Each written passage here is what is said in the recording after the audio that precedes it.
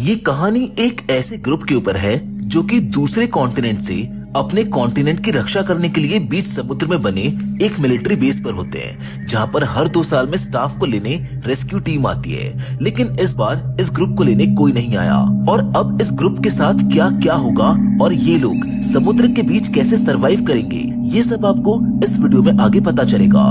इस फिल्म को टैनल टूम नाम के डायरेक्टर ने डायरेक्ट किया है, जो सच में बहुत ज्यादा इंटरेस्टिंग है।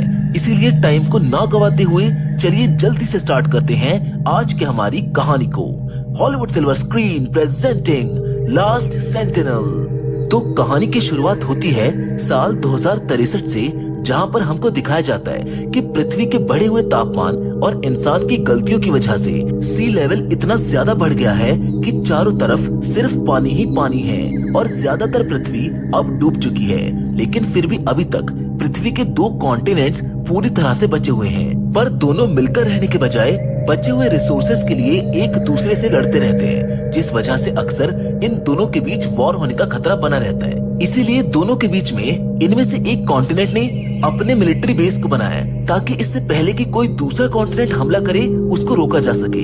इस बेस का नाम सेंटिनल था और ये समुद्र के ठीक बीच में बनाया गया है। इसी वजह से यहाँ पर हर 2 सालों में स्टाफ को बदल दिया जाता है। हर 2 साल में यहाँ ड्यूटी देने वालों को लेने के लिए एक रेस्क्यू टीम आती है, लेकिन इस बार ड्यूटी कर रहे स्टाफ को अभी तक कोई भी लेने नहीं आया। इन लोगों को यहाँ पर रहते हुए 2 साल और 3 महीने से ज्यादा का समय बीत चुका था, लेकिन अभी तक इनको लेने कोई नहीं आया।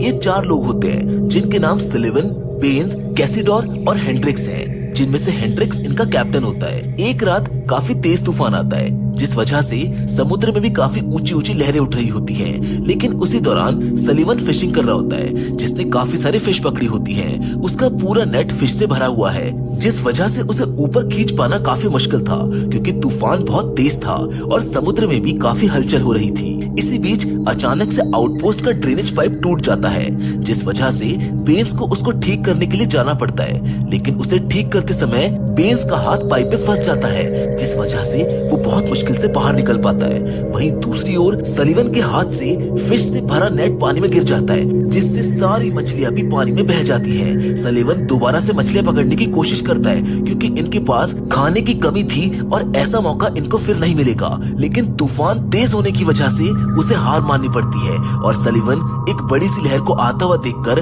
हेंड्रिक्स के साथ अंदर आ जाता है। ये लहर इतनी ज्यादा बड़ी होती है कि जब ये सेंटिनल से टकराती है तो वो उसको पूरा हिला कर रख देती है, जिसके बाद हमें अगले सुबह का सीन दिखाया जाता है, जहां हम देखते हैं कि सलिवन और बेन्स पिछली रात के फिशिंग के टॉपिक को लेकर आपस में बहस कर रहे हैं। क्योंकि सलिवन मछली पकड़ने में नाकामयाब रहा, इसीलिए बेन्स उसको ताने मार रहा होता है। उन दोनों को लड़ता देख हेंड्रिक्स उनको ऐसा करने से मना करता है। वो उनसे कहता है कि तुम लोग बच्चों की तरह लड़ना छोड़कर अपने काम पर ध्यान दो। यहाँ काफी लंबे समय से घर न जा पाने के कारण बेन्स काफी ज्यादा गुस्सा था।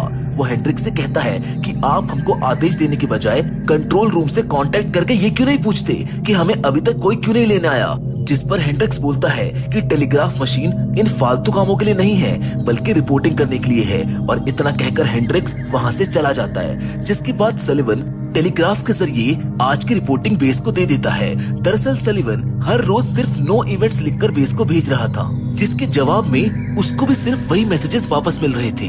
इसी बीच हेंड्रिक्स को एक पानी का जहाज आता हुआ दिखाई देता है, जिसको देखकर वो उस शिप को रडार से कंफर्म करने को कहता है। पर इस जहाज को आता देख सलिवन काफी खुश होता है, क्योंकि उसको लग रहा था कि उनको लेने के लिए रेस्क्यू टीम आ रही है। लेकिन फिर भी हेंड्रिक्स सभी को सावधान रहने के लिए कहता है, क्योंकि ये शिप दुश्मनों की भी हो सकती है। इसीलिए कैसिडी उस शिप से संपर्क करने की कोशिश करती है, लेकिन उसको कोई जवाब नहीं मिलता। इसीलिए हेंड्रिक्स हथियार तैयार करने के लिए कहता है और साथ ही में वो सलिवन को एक गन देकर कहता है कि तुम जाकर उस शिप को चेक करो, जिसके बाद वहाँ की जो स्थिति हो उसके बारे में हमें खबर करो। सलिवन को ना चाहते हुए भी अपने कैप्टन की बात मानकर उस शिप पर जाना पड़ता है, लेकिन तभी अचानक से उसका संपर्क हेंड्रिक्स से टूट जाता है। सलिवन उस शिप के अंदर पहुंचकर वहाँ चारों ओर घूमकर देखने लगता है, जहाँ उसे हर जगह धूल मिट्टी जमी हुई नजर आती है, लेकिन उस शिप में खाने के लिए काफी कुछ रखा होता है। ये सब देखकर ऐसा लग रहा था कि मानो ये शिप ऐसे ही काफी दिनों से भटक रही हो। सलिवन को यहाँ पर 4 बैग्स भी दिखाई देते हैं, जिसको देखकर वो समझ जाता है कि यही उनकी रेस्क्यू शिप है, लेकिन वो सोच में पड़ जाता है कि यहाँ आखिर हुआ क्या था और सब लोग कहाँ गए। सलीवन को समझ ही नहीं आ रहा था कि इसी बीच सेंटिनल में जब हेंड्रिक्स से सलीवन की बात नहीं हो पाती तो उसको लगता है कि वो शिप दुश्मनों की है और शायद उन लोगों ने सलीवन को मार दिया है। हेंड्रिक्स अब उस शिप को पूरी तरह से तबाह कर देना चाहता था।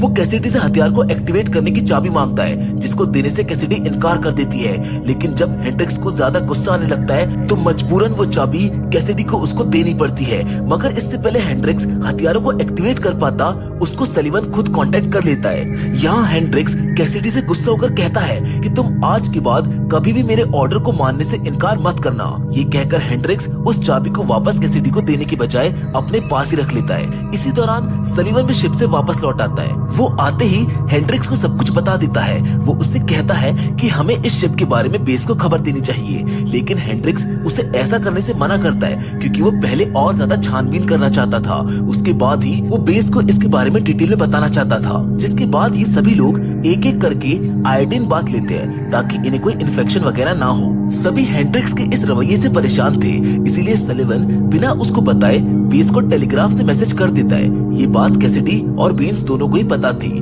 जिसके अगले दिन जब ये दोनों बेस के रिस्पांस का बहुत बेसब्री से इंतजार कर रहे होते हैं, तभी वहाँ पर हेंड्रिक्स आ जाता है। वो उनसे पूछता है कि वो सब यहाँ इकट्ठा होकर क्या कर रहे हैं, जिस पर बेन्स उसे ताना देते हुए बता देता है कि हम सब बेस के जवाब का इंतजार कर रहे हैं क्योंकि सलीवन ने उन्हें कल ही रिपोर्ट भेजकर सब कुछ बता दिया था। ये बात सुनते ही हेंड्रिक्स सलीवन पर भड़क जाता है, लेकिन इसी बीच इनको टेलीग्राफ मशीन से एक मैसेज रिसीव होता है और वो मैसेज देखकर सभी का दिमाग पूरी तरह से खराब हो जाता है क्योंकि सलीवन ने पिछले दिनों जो भी मैसेज भेजे थे कंप्यूटर ने उसको वही मैसेज वापस भेज दिए होते हैं। मतलब कई हफ्तों से ये मशीन सलीवन का भेजा हुआ मैसेज ही उसे वापस भेज रही थी। ये सब होने के बाद हेंड्रिक्स को किसी चीज का शक होता है और वो शिप के नेविगेशन हिस्ट्री से सारे कोऑर्डिनेट्स निकालकर उन्हें सेंटिनल में रखे हुए मैप में ढूंढने लग जाता है। इससे हेंड्रिक्स शिप के रूट का पता लगाएगा। जबकि दूसरी ओर सलीवन बेन्स को रात के समय चुपके से शिप के अंदर जाते हुए देख लेता है। मतलब कि बेन्स के दिमाग में अलग ही खिचड़ी पक रही थी। बेन्स के वापस आने पर सलीवन उससे पूछता है कि आखिर तुम इतनी रात को शिप पर क्यों गए थे, जिस बात का बेन्स कोई जवाब ही नहीं देता। सलीवन दोस्तों की तरह उसके साथ ड्रिंक करने के लिए बैठ जाता है, जहाँ बेन्स आखिरकार अपना मुंह खोलता है। वो बताता है कि मैंने अपने परिवार को 2 साल पहले देखा था। इस वक्त वो कहाँ होंगे मुझको नहीं पता, इसलिए मुझे कुछ भी करके यहाँ से निकलना है, जिसके लिए मैंने एक प्लान बनाया है कि मैं इस शिप के इंजन को रिपेयर करके यहाँ से निकल जाऊंगा।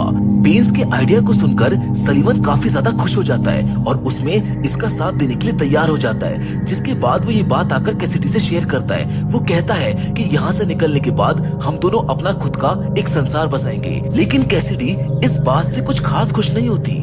अगले दिन सलीवन और बेन्स साथ में उस शिप में जाते हैं, जहाँ दोनों मिलकर किसी तरह से शिप के इंजन को ठीक भी कर देते हैं। पर जब दोनों वापस सेंटिनल पर लौटते हैं तो वहाँ हेंड्रिक्स दोनों का पहले से इंतजार कर रहा होता है।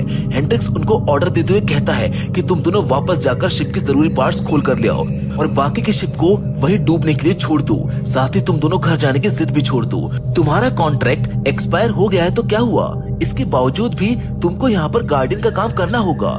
उसके इस ऑर्डर को बेन्स और सलीवन मानने से इनकार कर देते हैं, जिस पर हेंड्रिक्स अपनी गन निकाल लेता है। इसीलिए ना चाहते हुए भी दोनों को रिपेयरिंग का काम बंद करना पड़ता है। हालांकि अभी उन्होंने हेंड्रिक्स का शिप को डुबा देने वाला ऑर्डर नहीं माना, क्योंकि उस समय हेंड्रिक्स को कोई जरूरी बात करने के लिए कैसिडी ने बुला लिया था, जहां कैसिडी हेंड्रिक्स से बताती है कि असल में हमारी ही कम्युनिकेशन सिस्टम यानी कि टेलीग्राफ मशीन में कुछ खराबी है, क्योंकि हमारे मैसेजेस बेस तक नहीं पहुंच पा रहे हैं। दूसरी ओर हम सलीवन को अकेले देखते हैं, जहां हेंड्रिक्स उससे मिलने के लिए आता है। वो सलीवन से कहता है कि मैंने और कैसिडी ने मिलकर ये फैसला किया है कि हम दोनों यहीं पर रहेंगे और तुम दोनों को मेरी एक चिट्ठी जाकर बेस में देनी होगी, क्योंकि हमारे कम्युनिकेशन सिस्टम में कोई गड़बड़ी आ गई है, इसीलिए हमारा उनसे संपर्क नहीं हो पा रहा है। ये बात सुनकर बीन्स तो बहुत खुश होता है, लेकिन सलीवन थोड़ा दुखी होता है क्योंकि वो अपने साथ कैसिडी को भी लेकर जाना चाहता था, जिस बारे में बात करने के लिए वो कैसिडी के पास जाता है। सलीवन उसको बोलता है कि तुम भी हमारे साथ चलो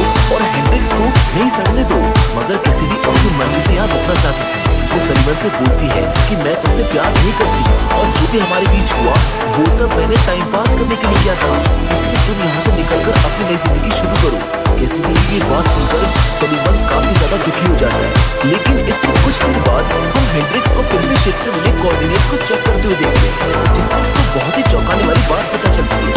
दरअसल इन चारों में से कोई तो था जिसने जानबूझकर रेस्क्यू शिप को गलत कोऑर्डिनेट्स देकर उसे सेंटिनल से दूर रखा। मतलब कि इनमें से कोई तो है जो दुश्मन से मिला हुआ है।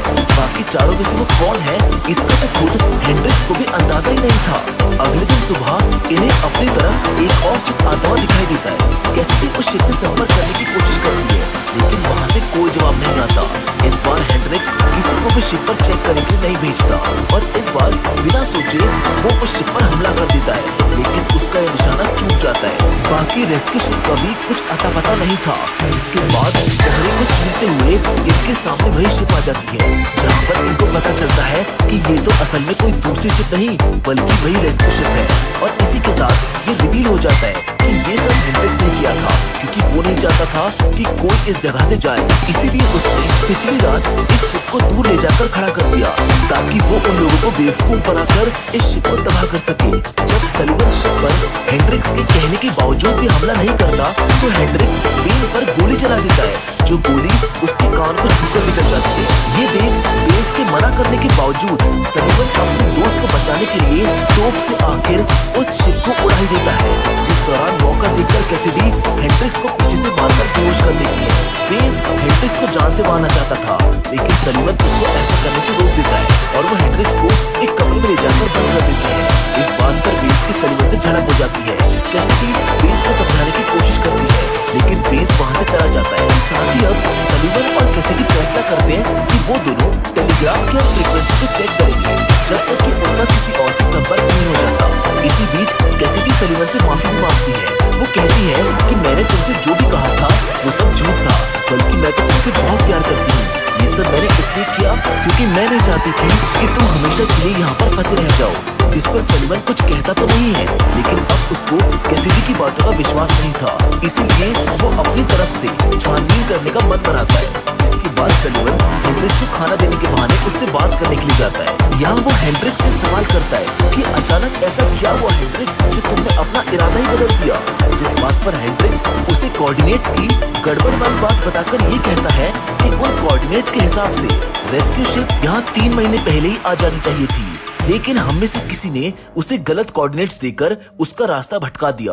बाकी उसमें मौजूद लोगों के साथ क्या हुआ इसका अंदाजा लगाना अब इतना भी मुश्किल नहीं था।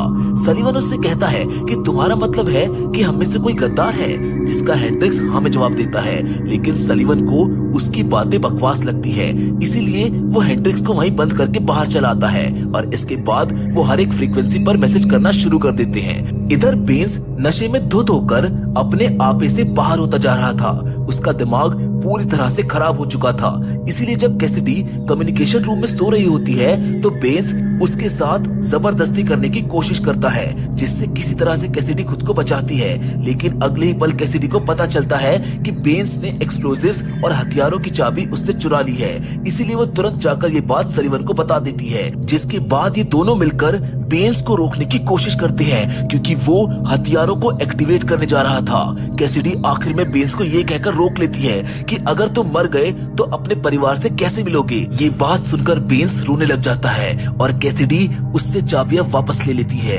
लेकिन सलीवन इन हथियारों को लॉक करना चाहता था ताकि ऐसा कुछ कोई दोबारा ना कर पाए, जिसके लिए उसे पासवर्ड की जरूरत थी और वो पासवर्ड हेंड्रिक्स के पास था। इसलिए सलीवन उससे पासवर्ड पूछने के लिए जाता है, लेकिन तभी उसे बेन्स रोककर बताता है कि मैं सबसे पहले हेंड्रिक्स को ही मारने गया था, पर मेरे पहुंचने से पहले ही उसने पानी में कूदकर अपनी जान दे दी थी। ये सुनकर सलीवन हेंड्रिक्स के रूम में जाता है और वहाँ चेक करता है। वहाँ पर सच में हेंड्रिक्स नहीं था, इसीलिए सलीवन हेंड्रिक्स की दी हुई चिट्ठी को पढ़ता है, जिसमें हेंड्रिक्स ने अपनी कमांड को बढ़ाने की विनती की होती है। अगले दिन कैसिडी सलीवन को दिखाती है कि कैसे बेन्स वापस से नॉर्मल होकर अपना काम कर रहा है। बेन्स यहाँ दोनों से कहता है कि जब मैं घर से निकला था तो मेरी बीवी प्रेग्नेंट थी, मुझे अपने बच्चे का चेहरा देखना है, यही मेरी आखिरी ख्वाहिश है। उसकी ये बात सुनकर सलीवन बेन्स को गले से लगा लेता है, जिसके कुछ देर बाद बेन्स और कैसिडी साथ में समुद्र के कचरे से अपने काम की चीज लेने के लिए चले जाते हैं। बेन्स के साथ कैसिडी को अकेला जाते देख सलीवन उसको गन देता है ताकि कैसिडी अपनी रक्षा खुद कर पाए। उसी बीच सलीवन मछलियां पकड़ने के लिए समुद्र में जाल फेंकता है, जिसमें अचानक से हेंड्रिक्स की डेड बॉडी फंस जाती है और सलीवन देखता है कि किसी ने हेंड्रिक्स के सर पर वार करके उसको मारा है। मतलब कि सच में इनके बीच में कोई गद्दार मौजूद है, जिसका पता लगाने के लिए सलीवन बेन्स और कैसिडी के रिकॉर्ड्स चेक करने लगता है, जिस दौरान हमें कैसिडी को दिखाया जाता है जो बेन्स को काफी अजीब तरह से देख रही थी। इधर जब रिकॉर्ड से सलीवन को कुछ नहीं मिलता तो वो हेंड्रिक्स से कोऑर्डिनेट्स वाली बात पर गौर करता है, जिससे उसको पता लगता है कि जब रेस्क्यू शिप यहाँ पहुंचा तो किसी ने उसे गलत कोऑर्डिनेट्स देकर रास्ता भटका दिया और मौका पाकर उनको मार भी डाला। इसके बाद शिप यहीं पानी में भटकती रही। इसी बीच वहाँ कैसिडी भी वापस आ जाती है। वो काफी ज्यादा रो रही थी। वो सलीवन से बताती है कि किसी चीज को पानी से निकालने के चक्कर में बेन्स पानी में गिरकर मारा गया। इस घटना से सलीवन को पूरा यकीन हो चुका था कि वो गद्दार कोई और नहीं बल्कि कैसिडी ही है। फिलहाल तो वो अभी उसको कुछ भी नहीं कहता और जब अगले सुबह कैसिडी सोकर उठती है तो सलीवन वॉकी टॉकी पर उसको बताता है कि मैं जानता हूँ कि वो गद्दार तुम ही हो जो हथियारों पर कब्जा करना चाहती हो, इसीलिए तुमने हेंड्रिक्स और बेन्स की जान ली है, लेकिन मैं तुम्हें तुम्हारे मकसद में कामयाब नहीं होने दूंगा। वहीं कैसिडी को पता चलता है कि सलीवन ने उसके पास से हथियारों की चाबी चुरा ली है, जिस वजह से वो तुरंत भागते हुए कम्युनिकेशन रूम की तरफ जाती है, जहां सलीवन एक्सप्लोजिव्स और हथियारों को एक्टिवेट करके इस सेंटिनल सहित सब कुछ तबाह कर देना चाहता था। सलीवन कैसिडी के इस धोखे से पूरी तरह से टूट चुका था। कैसिडी उससे विनती करते हुए कहती है कि मेरे कॉन्टिनेंट के लोग इस वक्त बहुत ही ज्यादा मुसीबत में हैं, उनके लिए मैंने ये सब किया। पर सलीवन उसकी एक भी बात नहीं सुनता और आखिर में वो एक्सप्लोजिव्स और सारे हथियारों को एक्टिवेट कर देता है। उसके एक्टिवेट करते ही स्क्रीन पर एक एरर मैसेज आता है। दरअसल बेन्स ने इस सिस्टम में इस तरह से बदलाव कर दिया था कि कोई चाहकर भी इसे एक्टिवेट नहीं कर सकता था। ये बात जानकर सलीवन और कैसिडी दोनों ही हार मानकर बैठ जाते हैं। वो दोनों मिलकर अब ये तय करते हैं कि चाहे कोई भी कॉन्टिनेंट यहाँ हमला करे या कब्जा करने की कोशिश करे, लेकिन हम दोनों मिलकर उनसे अपने इस सेंटिनल की रक्षा करेंगे, क्योंकि ये अब हम दोनों की दुनिया है जहां हम दोनों साथ में खुशी से रहेंगे। जिसके साथ ये मूवी यहीं पर खत्म हो जाती है। इस मूवी में हर कोई अपनी अपनी मजबूरी से मजबूर था। बाकी आप हमको कमेंट करके जरूर बताना कि जो कैसिडी ने किया क्या वो सही था या फिर गलत। बाकी फिलहाल तो आज की वीडियो में बस इतना ही, लेकिन हम फिर से जरूर मिलेंगे और वो भी एक और नई इंटरेस्टिंग कहानी के साथ। लेकिन तब तक के लिए धन्यवाद।